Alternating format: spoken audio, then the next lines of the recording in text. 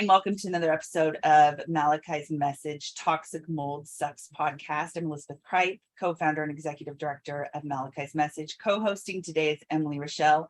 She is the co-founder and board director of Malachi's Message. This is an interview we have been sitting on for a while. We are incredibly grateful that Kealy has joined us today. Kealy is a wife and a mama of three. You may see your daughter pop in a little bit. She's adorable. She's been practicing acupuncture and herbal medicine for 10 years. She's a licensed acupuncturist and herbalist with a master's degree in Oriental medicine, BA in nutrition and philosophy, and she founded Exposing Mold in 2020. Kealy, thank you so much for taking time out of your day to join us today. Thank you so much for having me. I've been wanting to connect with you guys forever, so this is really nice. It's my pleasure. Kealy, I love the platform that you built, Exposing Mold. I listen to it all the time. And I'm so glad that you're here to tell your story, how you actually, learned about mold, went through mold, and why you created the platform that you did that's helping so many. So before you go into your story, can you tell us a little bit about your life before mold, your family's life before mold, your relationship with your husband before mold? Ooh, that's a great question. My relationship with my husband before we moved into the mold house was so much fun. We were just best friends. I remember we would just drop on the floor laughing, tears coming down our eyes, like over every little thing, because we just had the same weird sense of humor. And we were best friends and we had so much fun. And I remember being acutely aware of that changing in the mold house. We weren't laughing as much anymore. We definitely weren't dropping to the ground with tears coming out of our eyes, and the tension and the personality changes and the aggression and the anger that came out as a result of our exposure really put a strain on our marriage, to the point where when I was in it, I thought to myself, he tricked me into marrying him. Like, he hid this part of himself, of who he really was, until I was like married, have all these kids, like really stuck. And now what am I going to do? Because I can't go on like this. And thankfully, soon after that, we found the mold and we were able to get out of it. And I saw both of us kind of return to normal. And that was the moment of recognition of like, this wasn't a normal marriage hurdle. We had changed because of this environment. In terms of life before mold, I actually realized in approximately 2020, when we found the mold and when I started screening my acupuncture clinic base to see how many of their autoimmune diagnoses and other diagnoses could be related to water damage. And I realized all my patients had this exposure, so it could present all these ways. My family of 5 all had different signs and symptoms, so it could present all these different ways. And I know mold can do this because we found this and we're having evidence of some improvement.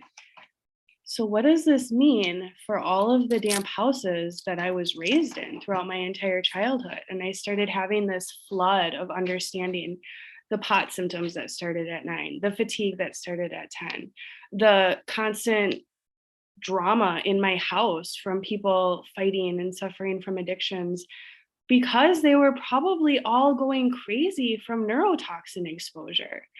And so that process of realizing what it had done and then looking back and seeing how many homes I had actually been exposed in and my health through those years was a very liberating experience, because it was a type of unbecoming. My parents weren't these horrible, angry people. They were super sick. I wasn't lazy and tired. I was sick, so it really clarified my past health symptoms that throughout my entire life, I really had justified as completely normal or judged myself for not being able to overcome. Like, why don't you have the energy to be the mom you want to be, or participate in life, or work out the way you want? Why can't you do these things? Something must just be wrong with you.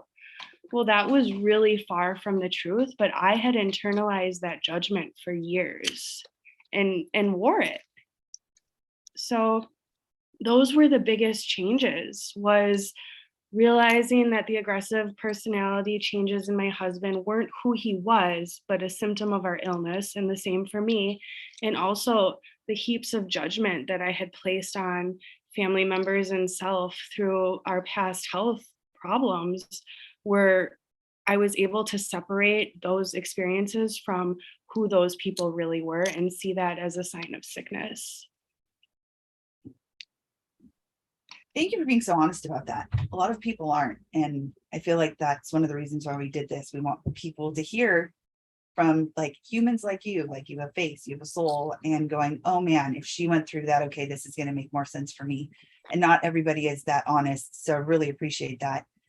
How long were you in the last, I guess, your mold exposure after you were married? How long were you in that home for? So there Before were you two, realized- so there were 2 exposures when we got married. We got married in 2015 of May, but we had moved to the moldy apartment in February of that year.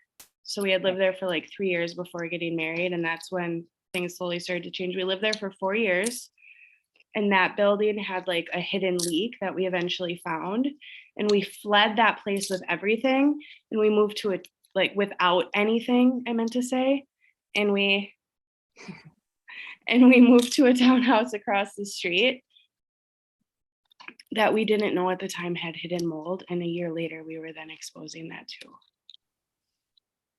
So it was a total of about from 2015 until 2020 were like the really bad exposure years for my kids and my husband, and the exposure that really tipped my health way over the edge.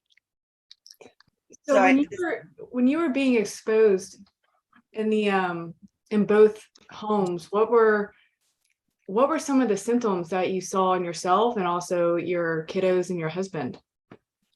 The first house was so much more obvious, and everyone had different symptoms. So one of my kids always had a burning nose and a bloody nose and like trouble sleeping at night. Another one of my kids was more of like a PANS presentation, like extreme violent behavior outbursts that we thought were behavior related. My husband was primarily personality changes with anger and loss of vision. And I slowly went through the gamut of everything. I mean, I started having digestion issues. I started having recurrent infections like recurrent strep, recurrent UTIs. What progressed my health into emergency mode was a UTI that wouldn't clear, and it resulted in a kidney blockage. And I eventually lost the ability to urinate and was just narrowly avoided a kidney surgery by treating myself with an herbal medicine formula that was able to purge the blocked kidney stones from my ureters. So that was the collection of symptoms in the first rental. And then when we fled, like I said, we had left everything behind. The first house had a hidden leak. The second house didn't have, well, it did have a hidden leak in the garage from the roof, but it didn't have a hidden leak like in the kitchen like the first one. So the water damage in the kitchen was really old. So when we were there, we were getting better in terms of maybe we didn't have headaches and bloody noses and anger problems every single day. I didn't have UTIs and strep throat repeatedly, but we were struggling to retain full health in terms of like emotional balance, harmony in the home, really recovering full health. My kids were still getting like frequent colds and flus and, reactivated viruses and the common stuff you see. And what we thought at the time, because we didn't know we were still in hidden mold, was that we were just recovering really slowly. And so we didn't How did you know. guys find the mold in the townhouse? That's such an interesting question. And this kind of actually ties into exposing mold, because in February of 2020, I don't know if you guys are like really intuitive or if you pray a lot or if you ever feel like you've gotten like a word from God or if you're super spiritual in that way. But in February 2020, I was definitely being guided on the words exposing mold. Exposing mold, exposing mold, exposing mold, exposing mold on repeat in my head, and I was ready to go insane. And I literally was like, all right, I heard you.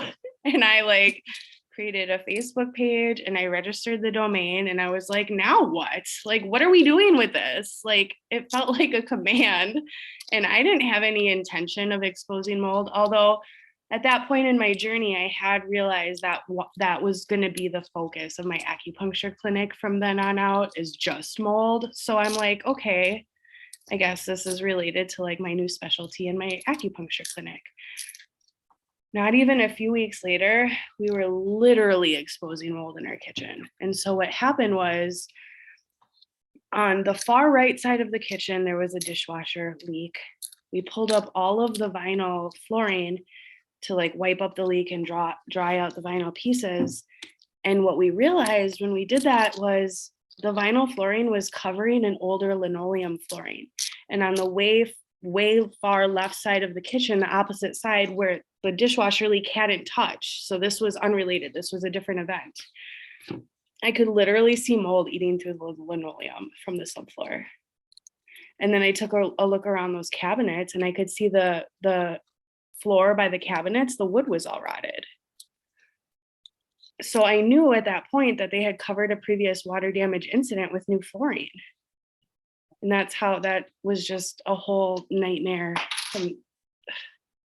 That's probably another episode, honestly, but we can talk about it if you want. Well, I'm curious, how did your landlord take the news when you told him about the mold that he covered up? He was helpful initially in coming over to dry out the vinyl flooring.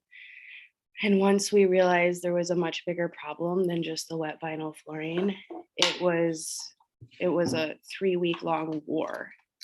He sent over a water restoration company and his management company, who both told me that the Stachybotrys was dirt. We then surface sampled it and identified it, and it was Stachybotrys, Chaetomium, and then a few like Aspergillus, Penicillium, like,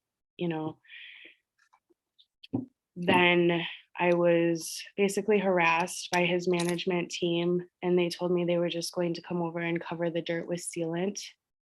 At that point, I had already done so much research in mold product labels and like private interviews just for my own curiosity and interest with different inspectors and testers and remediators that I knew that a high quality inspector or remediator wasn't going to recommend sealant to cover the level of Stachybotrys that we had. And so I started getting very aggressive in demands. And I said, I used the chemical label law against them to prevent them from coming in and using sealant. And then I said, moving forward, any chemicals that you want to use in my rental to address this, I want a copy of the label to make sure that you're using it in accordance with the federal label law, which was something that was divinely inspired. I didn't know about the federal label law. It literally just like came to me in like the hours before they were coming to put this sealant on, where I was like waiting at the door thinking we were going to have like a confrontation because they were like, we're coming. And if you don't let us in, you're violating your lease. So things got super aggressive. I ultimately demanded no chemicals used in my house not in accordance with the federal label because it would be breaking a law. That scared them. And then I also said, I want all of the repairs done in accordance with EPA and CDC, which means full removal. Even though they flip-flop on that, they have like authorized green chemicals and then they say it all has to come out. But I use that wording to be aggressive. And then I let them know any remediation plan before I would allow them in my house. I had to see the plan in writing and make sure that like all the chemicals were being used. This chemical label law saved me because it prevented them from coming in and using some kind of chemical instead of actually taking it out. So I got really aggressive in advocating it. I got my kids out of my house immediately.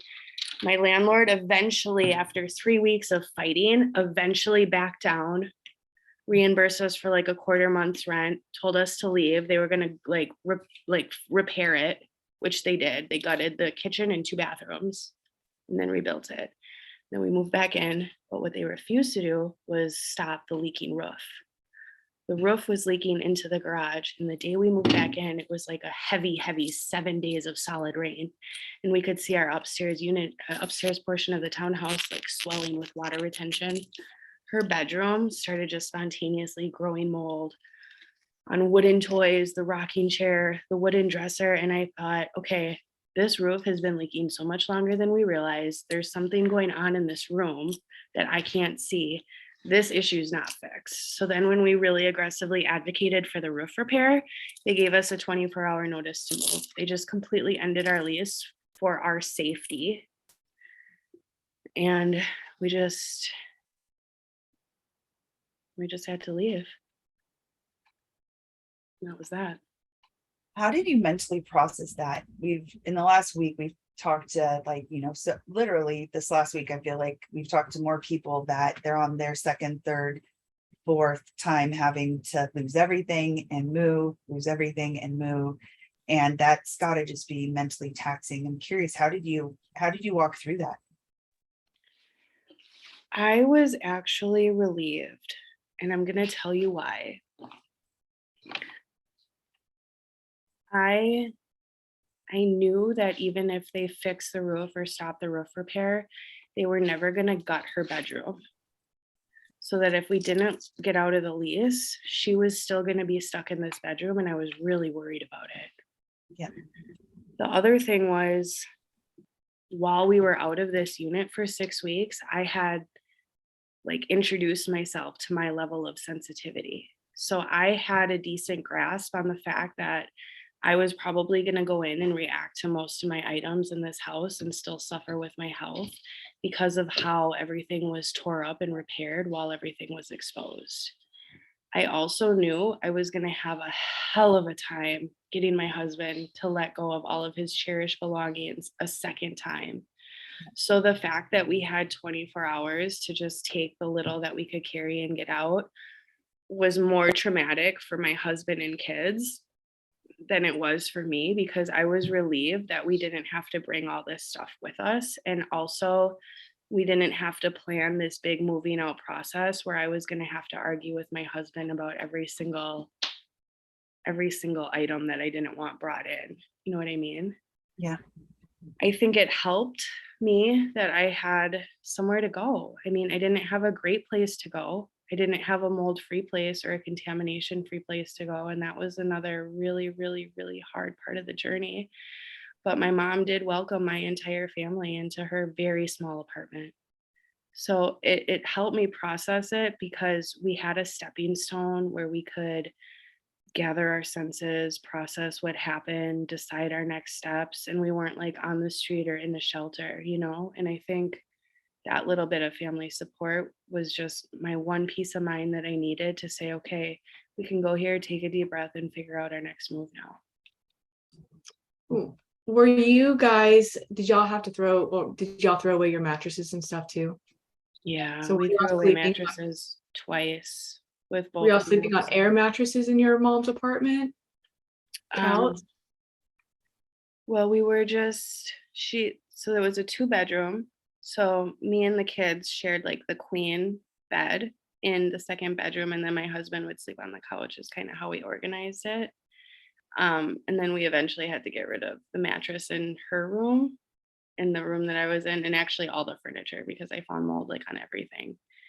And then we were sleeping on the floor, literally in pillows and blankets for months, and we just made it work. I mean, my biggest priority wasn't what my kids were sleeping on. It was everyone's going to be okay. We're out of there. Phoenix can breathe at night because she's not sleeping in that room. Giovanni is getting his head back because he's not raging every day. It was that was all I could think about, is this has damaged my family so much, and we're finally out. And that's all I cared about, because once you see how it's harmed your family, at least for me, I didn't care about anything else except getting away from it. I mean, I even had to walk away from my acupuncture clinic, I was not expecting to have to abandon all my patients at my clinic, but with 24 hours to move, we tried for months to find a new rental in that area so that we could both hang on to our jobs, and we couldn't find anything that we didn't react to. So we're okay, that chapter's closed. I was never, ever in a million years planning to leave my acupuncture clinic. We were never planning to leave that area, I guess I'm processing it right now. Yeah, I mean, it was a lot looking back, but all I cared about and all I still care about really is that my family isn't being poisoned and it's not destroying our peace and our harmony and our health anymore. Everything else was just a trade-off to let go of that, you know? It takes a long time though. Like I'm trying not to cry now, but we're 5 years out and I can't go back to teaching because of what mold created with mast cell activation syndrome and some other issues. And I get that 100%. My husband still goes, "You'd love to be back in the classroom, wouldn't you?" And I said, "Yeah, but I can't." Like I worked with high school students who, thank God they wear cologne sometimes or they smell, but it's not a reality. And like you said, you have to pick what your priority is and you grieve it. And it takes years to grieve. So it's your desire, it's your dream, it's who you are. You're good. Absolutely. Yeah, absolutely. Yeah. I did not put waterproof mascara on right now, so I'm trying to Me neither. really hard to not cry with you. We'll look like those dark clowns. Like This is what mold does to you, gives you raccoon eyes. Oh my God. Yeah, it's so hard, but you're right. Like that's one thing people don't understand. They think it's like the flu, like you get sick for a few days, then you can go back to your normal life, but it literally alters the foundation of your existence. Absolutely. The foundation of your family's existence and what you're capable of and what your focus is. And it's not something unless people have gone through it that they're able to understand. Absolutely. My little one's acting up in the background. I'm gonna go grab her in a second. But like you said, Elizabeth, it's not like the flu. And honestly, it looks like you and it looks like Kealy and it looks like me. Like people that go through mold, they don't always look sick. Most of them look fine. They don't look sick, but they're dying inside. They are in so much pain and they can't think straight. And it's, like you said, Kealy, it's a neurotoxic and changes behavior and everything. We can edit this out, but if you're uncomfortable sharing this, Kealy, because I know that you also lost a child. Mm-hmm. Were you, if you wanted to share that? I think that that's important to talk about in terms of fertility, infertility, and miscarriage. So I'm happy to share. I did have 2 healthy pregnancies while living in mold, but I also did have a miscarriage at 5.5 months. And there was no explanation for it. And yeah, it was a big surprise. And it was actually a life-threatening situation because when they didn't catch it in the first month that it had happened, so there was quite a bit of deterioration of tissue that had caused quite a bit of infection internally. And I almost didn't make it through the surgery. I remember waking up, not to laugh, but like humor is, I guess, how I deal. I remember waking up in the hospital and the doctor was standing over me and they were like, "Well, you're not out of the woods yet." And I was like, I was in the woods? Like, I don't even know what's happening, you know? Didn't even didn't even know how serious it was until it was all over with. But I guess it was like I had gotten sepsis from the first surgery not being successful.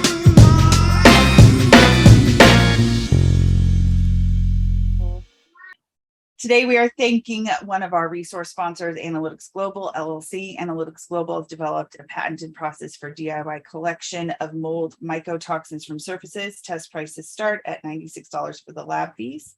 The mycotoxin white panel detects 11 families of mycotoxins. The mold DNA scan, or HC45, is a similar DIY test, which is an improvement over the ERMI test in their science. It quantifies 45 important species of mold from indoor environments. To learn more, you can go to www.blackmoldscan.com or head over to our website shop where you can learn more about the product and purchase a wipe if you would so choose.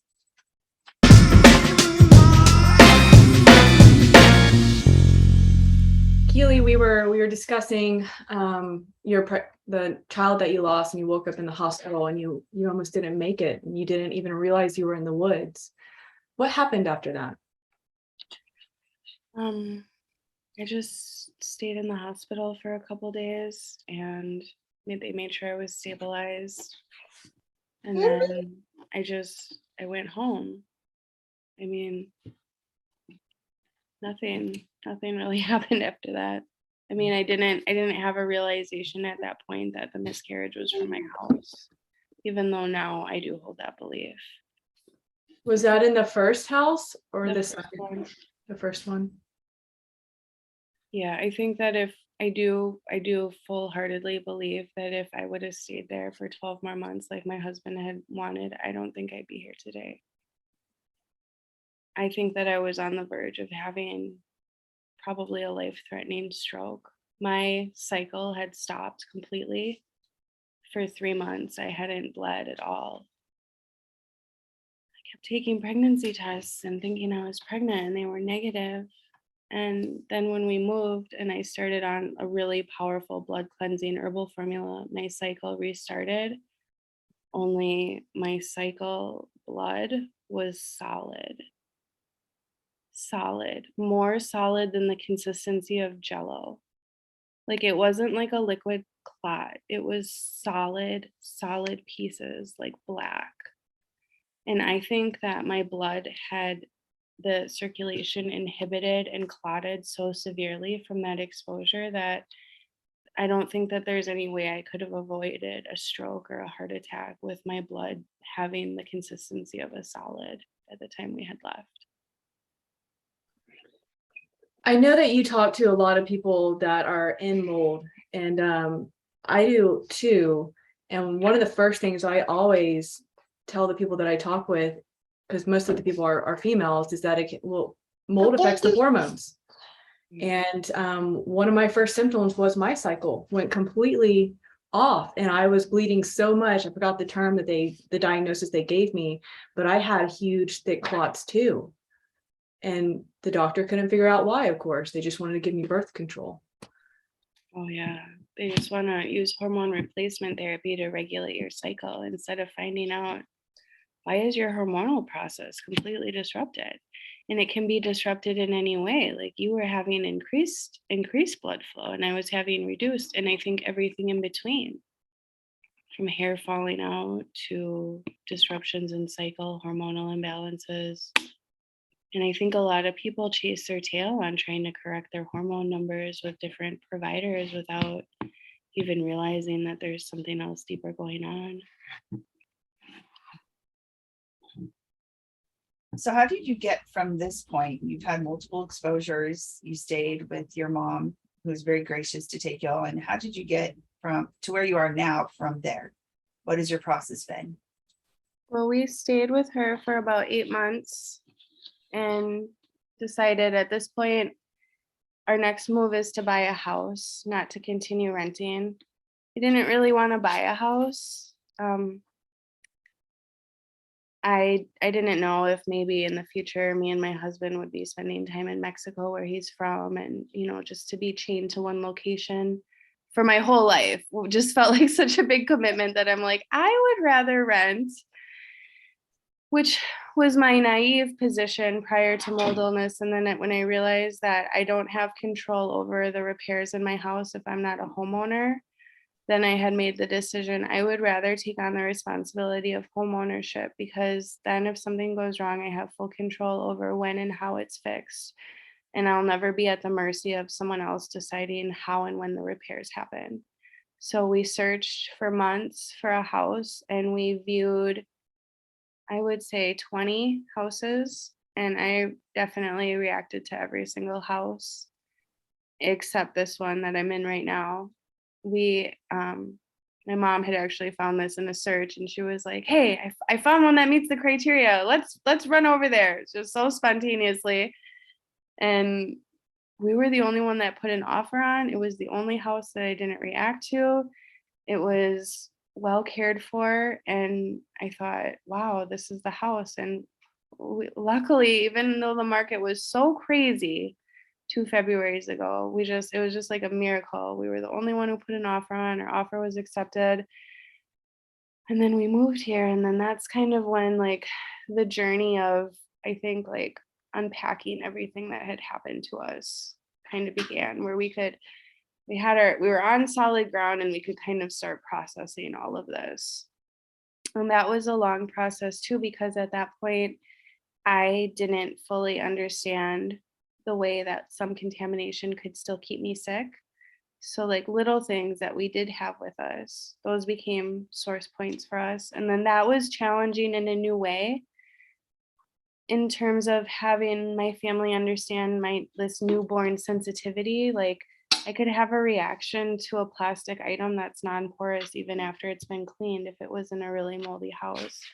And then that was challenging to navigate with my family because they hadn't been injured as severely as I was. And so to them, now that we were out, I should be fine.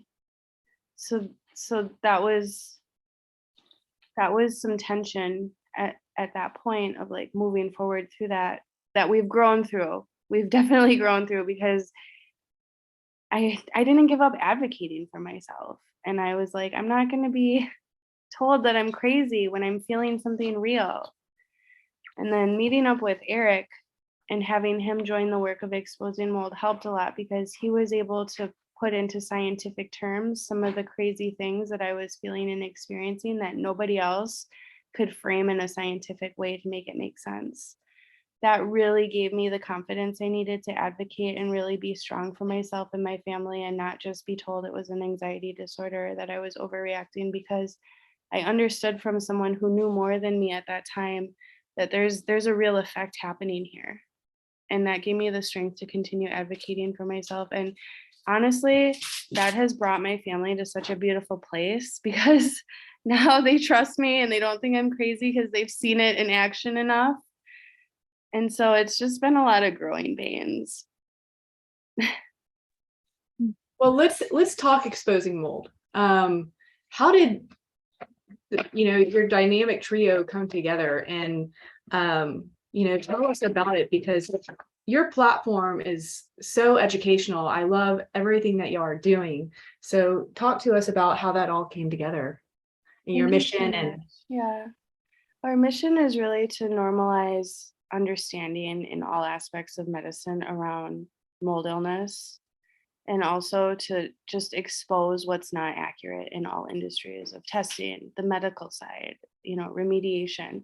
We all know that there's tons of scams in all of those industries, and the level of hypersensitivity I have isn't well understood by doctors. So becoming my own advocate and figuring some of those things out for myself and not being at the mercy of other people's tests and giving me supplements and telling me what was going on in my health was such an empowering experience. And I realized other people can empower their own health with having that same understanding. But more to the point of your question, like I had said earlier, I had just kind of reserved the domain name and the Facebook page because I felt called to. And a few months after that, I was regularly making mold videos. Like I had shared the problem we had with our inspector telling us it was dirt. I was calling out scams in inspection industries. I was calling out research articles that were framing toxic mold as a hoax. And somebody from my Exposing Mold page had shared something I had done in, I think, the toxic mold support group, and Eric messaged me. And this was the first I had ever heard of Eric Johnson. He invited me into his group. He messaged me. He was like, I saw this video that you did calling out these scam studies. This is really impressive work. We got to know each other. We started just messaging every day. And this was also the time period. So that was May 2020. So that was we were staying at my mom's for the first time for the first repair, prior to going back there for the 8 months after they wouldn't repair the roof. And he became a friend because when I entered intensification and I started reacting to residual contaminated items, and even my husband, who was working temporarily at a moldy place, Eric helped me understand what was happening with my body in probably the scariest time of my life. And I grew into trusting him quickly because of the support that he just freely lent to me and how he was able to help me make sense of my symptoms. even though I know he can come across quite different online. You'd be surprised to know that's actually all an act. He's the softest, sweetest person, but he's really sticks to his guns with preserving some aspects of medical history. But we bonded over that, and I grew to really trust him, and I started interviewing him so much about his history with chronic fatigue syndrome and stachybotrys and his biological warfare training, and I started putting out that content. And at the same time, my health wasn't perfect. I mean, I was still, my sensitivities were so much more intense. I had big hidden contaminated items that I hadn't yet been able to point out and remove. So I was struggling from that. And I really wasn't in a position cognitively to bring exposing mold to the professional level that it is now. And I would credit that upgrade in our work absolutely to Alicia, because we had been working together, Eric and I, for a year and a half. And I had interviewed Alicia because I was drawn to her after watching an interview Eric shared. And this is maybe a little controversial, but one thing I liked about her is that she swore a lot in her videos, because I know when people are emotional and they swear, they're showing their true feelings. And so to me, that was an extreme expression of honesty. And so it was really the expression of honesty that I was drawn to about her. And I stayed in touch with her. And after a few months of kind of staying in touch with her, I asked Eric, like, you know, I think Alicia would be a great addition to our team. What do you think about like bringing her on to help like exposing mold and what we're doing here? And he was like, yeah, let's give it a try. Let's see how it goes. So we together agreed that we wanted her to be a part of the team. I think I made like a TikTok like proposal and sent it to her privately, like a TikTok video, like, do you want to form an alliance with me? And then I never published it, but I just saved it and sent it to her as like a proposal to join the organization. And she thought that was funny. And the rest is history. That's how we grew as a trio, which I think is so valuable, because where do you see three people coming together for one mission? The fact that they're volunteering their time. People think that they take a salary or that we profit from the classes that we do. We absolutely don't. No one from Exposing Mold takes any money from the funds that Exposing Mold raises, from classes to Patreon to sponsorships. It's all left in the Exposing Mold account and reinvested into our own work. And also, we want to do research in the future, and we have big projects in the future. The fact that they're like, I just 2 weeks ago held a meeting. I'm like, you guys have to start taking a salary. Like, we need to start payroll. And they both voted. They don't want to take a salary for at least another year. They want to work for free for 2 years, at least, because they think all of that money should be reinvested into the organization. And I personally think they deserve to get paid. I don't take a salary from Exposing Mold. It's something that I would do for free, no matter what, because of how personal this is to me at this point. So that's the story of how we all came together. That is such a beautiful story. And, I feel honestly like I think a lot of people that get in this industry after they've gone through mold, they had a calling from God like you did. God put something, on their heart, and that's, what he needs them to do. And I can see that God was literally bringing you guys together for a reason, and to form this, podcast and spread awareness. And To be divine intervention, because 3 people don't even get together to build a campfire these days. And I have Eric and Alicia as the most loyal comrades, fighting this side by side, helping me navigate this, helping me push this forward. At this point, I wouldn't even want to do this work without both of them, because it's a team effort. And thank you so much for pointing that out too, because it is really beautiful. It's kind of a miracle that we all have each other. where is your health at today? How are you today? I am the healthiest that I ever remember being. because I do remember being sick from a really young age in terms of like losing energy and interest in activities and the ability to go outside. So I remember never feeling excitement as a kid. Like we'd go on family vacations, summer vacation. I go on international trips for school projects and college courses, and I could never feel excitement. And I just thought, like, I'm not the kind of person that feels excitement. I didn't realize being exposed to a nerve agent could literally like dull your senses in terms of like feeling love or joy or excitement, or like how blah I had been for so many years because of this exposure, as a symptom that I never would have been able to identify had it not turned back on. So, one of the coolest things is like this joy in my heart that I can feel again, and this excitement that I can feel over like little things like my daughter looking adorable in her pajamas that she just got. It's like the smallest things now bring me so much joy, and I know it's part of like valuing more what I have with the little things because of everything we lost and went through, but a big big part of it is also the ability to feel that I didn't have for so long, and I didn't even know that I didn't have.